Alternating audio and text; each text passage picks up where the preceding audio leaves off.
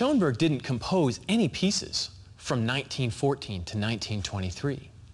So what was he doing during those 9 years? He was working on a new way to organize sound. He was tired of being stuck in the prison of 7 of 12 and was trying to come up with a way to make sure he could use all of the notes equally. The way he had been doing it with Pierre Lunaire was extraordinarily hard. He wasn't satisfied with the results.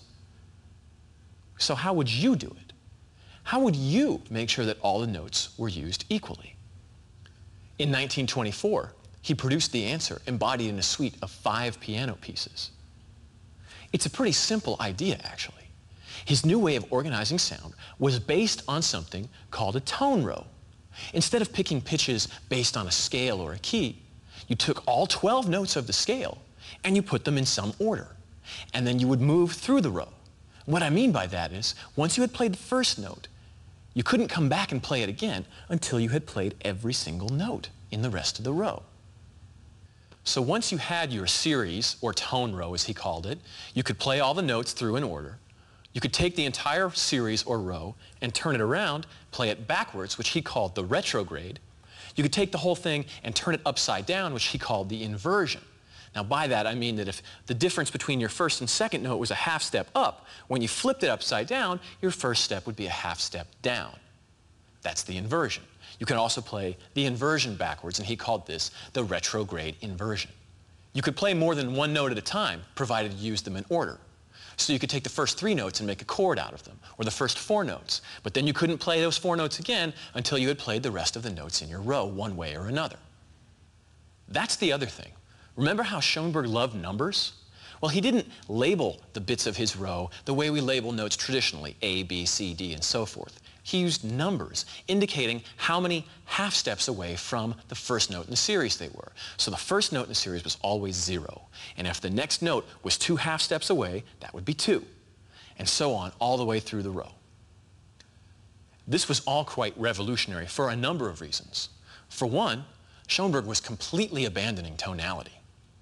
Another was that this simple set of rules offered very rich possibilities. All he was doing was changing the method by which you picked your pitches, but you could still apply all of the other general compositional techniques that you knew. You could make a sonata with 12 tone. You could do anything with it. All the old structures just had new stuff to put in them. This made it very easy for composers to adopt the style. By radically changing just a few of the rules that musicians followed, Schoenberg had breathed new life into all of the old techniques that they had used before. And anyone could do it. While not everyone can come up with a beautiful motif or an emotionally moving melody, anybody can put notes in a particular order. Anyone can play with numbers. And that's one of the things that was really appealing about this 12-tone method. In some sense, it turned music into a numbers game. What would happen if you took every number in your row and multiplied it by 2? What if you applied mathematical formulas to your row? All these possibilities opened up as soon as you started treating music like numbers. You can also assign letters to all the numbers and then spell things out in your score. Schoenberg did this and many other numerical tricks. Remember, he loved numbers. This style became known as 12-tone or serialist music. It would sweep through conservatories and still taught today. It's one of the dominant driving forces of 20th century music. Before we go any further, it should be pointed out that Schoenberg detested the idea of this sort of analysis of his piece. In fact, he himself said, "This kind of analysis only leads to what I have been dead against, seeing how it is done, whereas I have always helped people to see what it is. I can't say it often enough. My works are 12-tone compositions, not 12-tone compositions."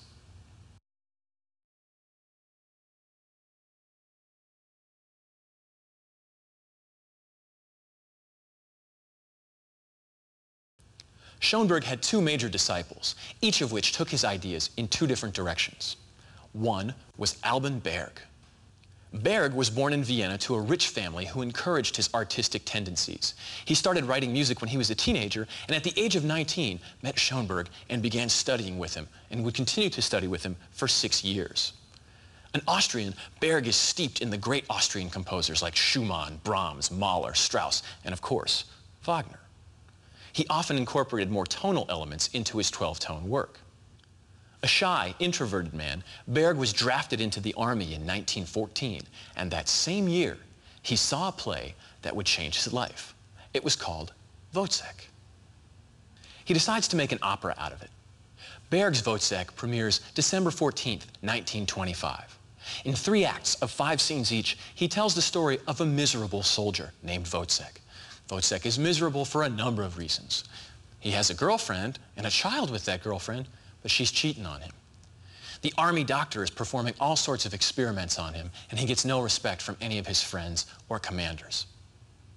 The story ends with Wozzeck killing his girlfriend in front of their child, and then drowning as he tries to stash the murder weapon in a lake. Cheery stuff.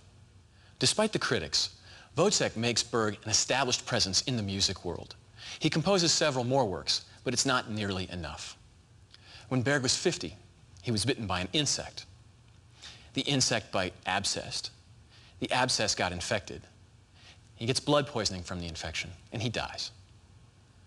Schoenberg's other student was Anton Webern. Webern was intrigued by the complex structures and rigorous discipline of 12-tone composition. Born into minor Austrian nobility, he studied Renaissance music at Vienna University before becoming the other of Schoenberg's first private students. Webern was fascinated by scientific ideas, particularly Goethe's notion of plant growth, which basically says that the root of the plant is the same as the stem of the plant, which is the same as the leaf of the plant, that it's all of a piece, and all these little things are the same as the larger overall structure. This is actually very similar to a mathematical concept that's talked a lot about these days called fractals. And Webern decides he wants to apply some of these principles in his music. He used his tone rows in similar fashion. In fact, oftentimes, his 12-note tone rows are built from taking one cluster of 2 or 3 or 4 notes and manipulating it a few times to create the entire row. In this respect, even the row itself is the same as the smaller pieces, and he then applies the concept of the row, the shape of the row, to the entire piece. This would lead to a new way of looking at serialism, which was called total serialism, and the idea was pretty simple. Look, if I can pick all the pitches for a piece based on the tone row, based on a predefined sequence, why stop there? Why can't I make a volume row? Why can't I make a timbre row? Why can't I make a duration row? I can take all of these different elements, these different characteristics of sound, and apply them to the concept of the construction of the piece. So I make a row of dynamics, and I apply that to not just the notes in a measure, but perhaps the sections of the piece and the overall shape as well. This sort of music sounds very different from the traditional classical music of Beethoven, Mozart, Bach, and Wagner. It sounds very alien, and in fact, so many people think it doesn't even sound like music at all that Webern was actually accused of not writing music, but in fact being a German spy, and that his so-called works weren't pieces of music at all, but were in fact secret coded transmissions. This is, of course, completely untrue. Webern was accidentally shot dead by an American soldier after the hostilities had ended in World War II. In his entire life, he produced only 31 mature works over 35 years, modest by most composers' standpoint. But his works are all perfect in their own way, and you can't say that about too many composers.